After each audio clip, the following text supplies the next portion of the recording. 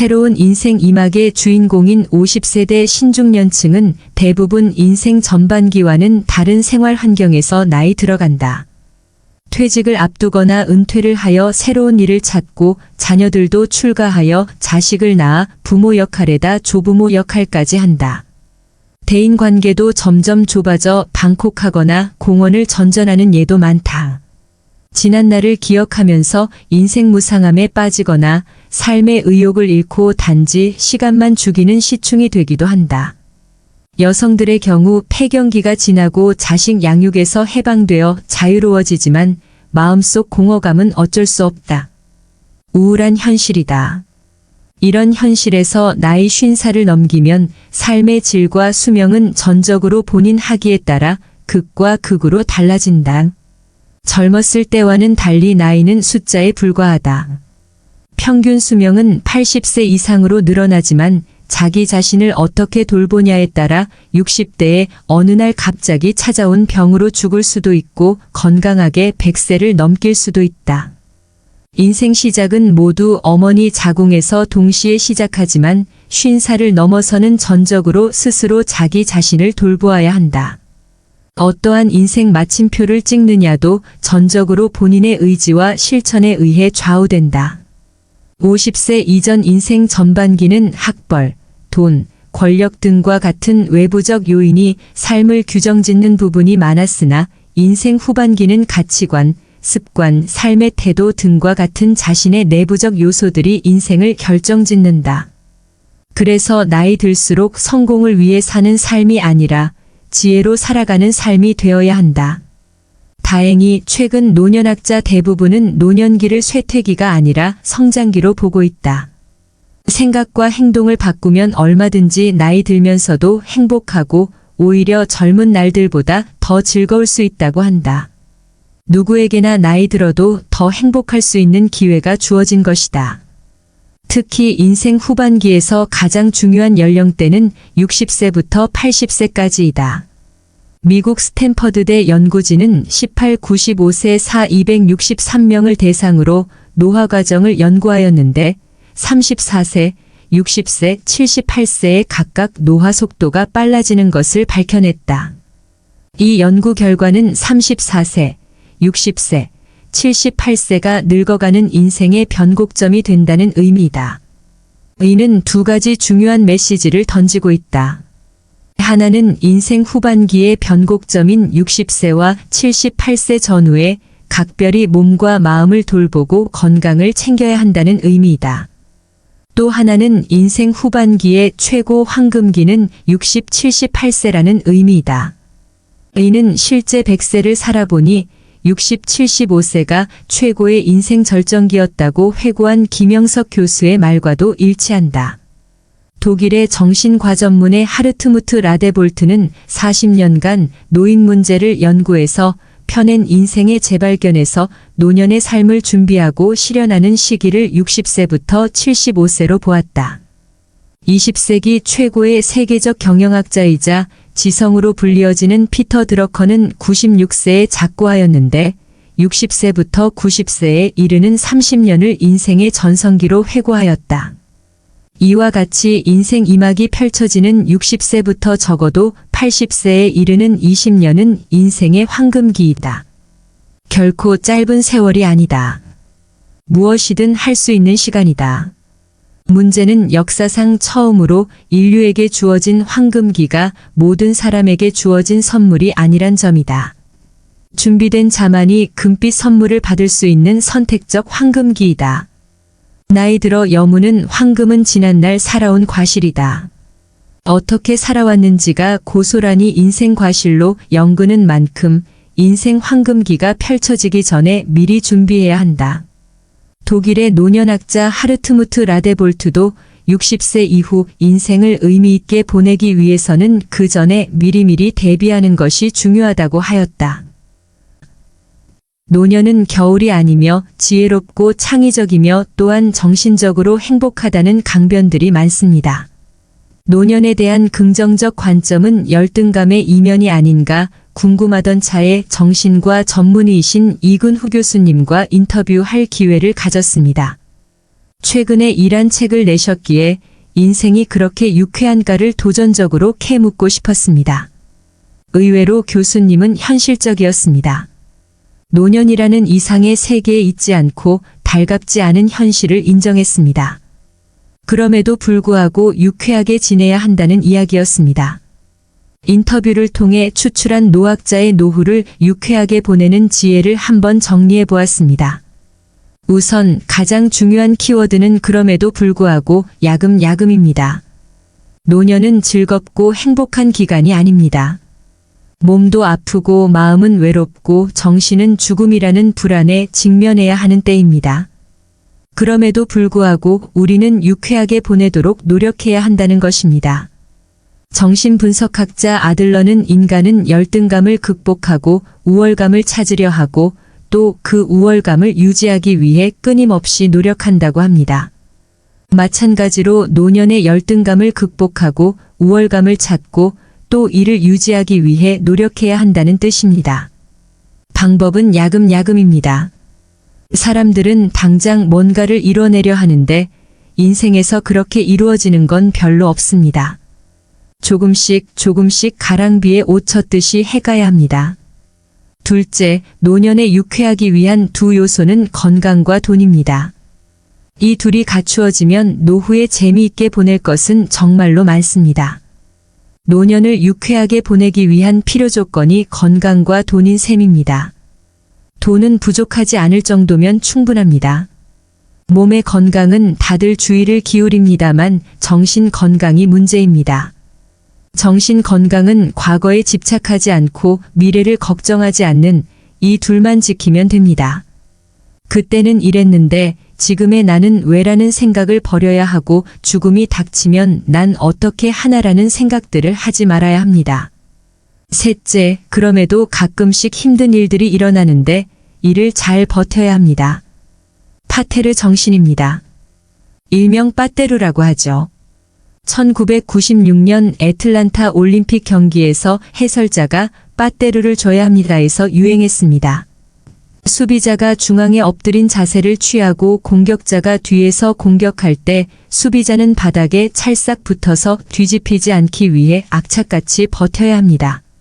어려운 시기가 지나가면 다시 훈풍이 불어오는 게 인생입니다. 빠떼루는 레슬링에서 소극적인 경기를 한 데 대한 벌칙인데 인생에는 이유 없이 이런 빠떼루를 받아야 하는 때가 있습니다. 어쩌겠습니까? 버텨야 합니다. 이유를 묻지 말고 그냥 버티는 힘을 길러야 합니다. 넷째, 사회의 변화를 이해하고 적응할 줄 알아야 합니다. 노후에는 60년 이상 익혀 온 나의 관점으로 세상을 보려 합니다. 그런데 사회는 상전벽해처럼 변해 있습니다. 과거에는 결혼을 하지 않으면 이상하게 보았습니다. 싱글이냐는 질문도 꺼렸습니다. 이제는 비혼을 택하는 사람들이 많아졌습니다. 사회가 변한 것입니다. 이를 받아들이고 이해해야 합니다. 변화를 이해하지 못하는 사람은 명절에 결혼했냐, 왜 안 하느냐, 애를 왜 안 갖느냐라는 질문을 하며 꼰대 소리를 듣는 것입니다.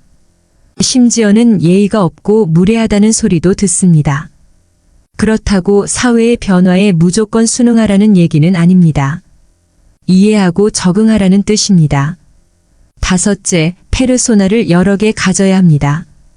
사람들은 가면이 여럿 있으면 기회주의자라고 비난합니다만 오히려 하나의 페르소나만 갖고 사는 인생이 문제입니다. 겨울 옷 하나로 사계절을 살아가는 사람과 마찬가지입니다. 사계절이 있듯이 페르소나도 적어도 4개 이상은 있어야 하지 않겠습니까? 퇴직 전에 가면이 진짜 얼굴처럼 붙어서 떨어지지 않아 곤란을 겪는 사람들을 많이 봅니다. 여러 가면을 잘 바꿔 쓰는 게 노후의 정신 건강에 훨씬 좋습니다. 여섯째, 배우자는 아파 누워 있어도 있는 게 좋습니다. 사람의 정신적 문제는 관계에서 모두 비롯될 정도로 관계가 중요합니다. 그 중에서도 배우자와의 관계가 중요합니다. 특히 사회생활을 하다 가정으로 복귀하는 남자는 아내의 세계를 이해하도록 노력해야 합니다. 신혼 때 알았던 그 세계에 머물러 있지 않기 때문입니다. 퇴직 후에는 부부가 새로이 제2의 인생을 꾸려갈 설계를 해야 합니다. 신혼에는 애를 몇 낳고 집은 언제 구입할지를 부부가 계획합니다만 노년에 이르러 이런 계획을 하는 부부는 거의 없습니다. 혹 부부가 서로 이해 불가능한 상황까지 가게 되면 조론도 한 방법입니다. 이혼과 달리 부부 관계의 가능성을 열어두기 때문입니다. 7째, 공부나 취미 생활을 하려면 무조건 좋아하는 걸로 하십시오. 이근우 교수님은 이화여대 의과대학 교수직을 퇴직하고 다시 디지털 대학교에 입학하여 문화예술학을 전공했습니다. 정신의학이 문화예술과 관련이 많은 데다 네팔 봉사를 하려면 네팔의 문화를 이해하는 게 필요했기 때문입니다. 이때의 공부가 꿀맛같이 달콤했다고 합니다. 그러다 보니 1등으로 졸업을 했습니다. 노후의 취미나 공부는 책임감이나 의무감 없이 그냥 내가 좋아하는 걸로 선택하기 바랍니다. 김영석 교수님이 75세 때 구순에 가까운 지인께서 몇 살이냐고 묻고 답을 듣더니 창을 가만 보고 있다가 참 좋은 때다라고 말했다 합니다.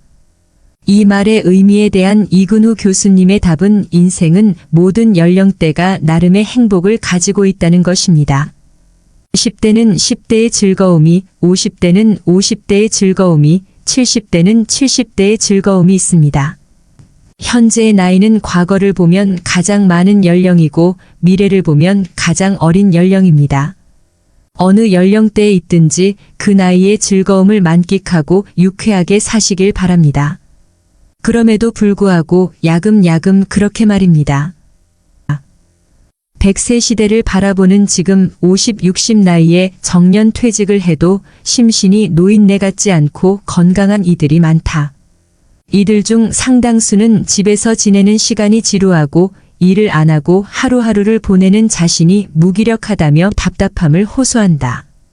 이런 상태가 장기간 지속되면 삶의 의욕과 활기를 잃고 우울증에 빠지기 쉽다. 정년 퇴직을 한 지 1년이 됐습니다. 일할 때는 너무나 일을 벗어나고 싶었기에 한 달 정도는 편하고 좋았습니다. 그런데 이후부터는 막상 일을 하지 않으니 할 일도 없습니다. 수십 년간 너무 열심히 일해와서 그런지 일을 안 하고 놀면서 지내니 더 무기력해집니다. 자꾸 제가 쓸모없는 사람이 된 것 같고 앞으로 인생에 무슨 재미가 있을까 싶습니다. 아내는 일주일에 하루 이틀 갓난아기인 손주를 봐주러 애들 집에 갑니다. 같이 갈까 싶다가도 자식들 집에서 지내는 것이 불편하고 제가 할 일도 없을 것 같아 집에 혼자 있습니다. 저와 시간을 보내기보다 자녀들 일에 더 신경을 쏟는 아내에게 서운하기도 합니다. 아침에 뒷산에 다녀와도 겨우 1시간이 지나 있을 뿐입니다. 할 일이 없으니 막막하고 앞으로 늙는 일만 남았다고 생각하니 더 슬픕니다. 일을 하지 않는다고 삶이 무의미하다는 생각에서 벗어나야 합니다. 삶은 어쩌면 불안하거나 지루하거나 둘 중 하나의 상태에 놓여 있을지도 모릅니다. 평균 수명은 늘어나고 은퇴 후의 기간은 더 길어지고 있습니다. 일을 하고 돈을 버는 것에서만 삶의 의미를 찾을 수는 없습니다. 물론 새로운 의미를 찾는데 시간이 걸릴 수 있습니다. 주어진 의무에만 충실하던 사람이 스스로 삶의 새로운 의미를 찾는 것은 어려운 일입니다. 누가 대신해 줄 수 없기 때문입니다. 얼마 전 소천한 이어령 초대 문화부 장관도 생전에 평생 친구가 하나 없다는 점이 후회된다고 했습니다. 그렇다고 이전 장관이 훌륭한 삶을 살지 않았거나 실제로 주변에 지인이 없어서 그런 이야기를 한 것은 아닐 것입니다. 결국 인간은 인생에 닥친 과제를 누가 대신해 줄 수 없고 각자의 문제를 스스로 해결해야 합니다. 지금의 무기력함은 인간의 그러한 근원적인 외로움을 말하는 것이 아닐까 합니다. 아내에게 서운함을 느낄 수도 있지만 모든 것을 아내와 함께 한다거나 기대려는 태도는 건강에 좋지 않습니다. 미국의 노인의학 전문의 루이즈 에런슨의 저서 나이듦에 관하여에서 보듯 나이가 들어도 회복 탄력성과 정신 건강을 유지하려면 있는 그대로의 자기 자신을 받아들일 줄 알아야 합니다. 나이가 들어간다는 것을 부정하는 것은 도움이 되지 않으며 몸과 마음의 변천 과정을 받아들일 수 있어야 합니다. 일단 내 나이와 바뀐 처지를 받아들이면 무언가를 배우거나 다른 이들을 돕거나 새로운 일 또는 여행지를 찾는 등 새로운 삶의 목적을 발견하게 됩니다. 젊은 시절에는 생각조차 않던 일을 찾아서 60대 이후에 새로운 삶을 찾는 사람은 많습니다. 일을 하던 시절이나 때로는 더 젊은 시절이 그리울 수도 있지만 실제 조사해보면 60, 70대에서 삶의 만족도가 가장 높다는 사실을 기억하시면 좋겠습니다.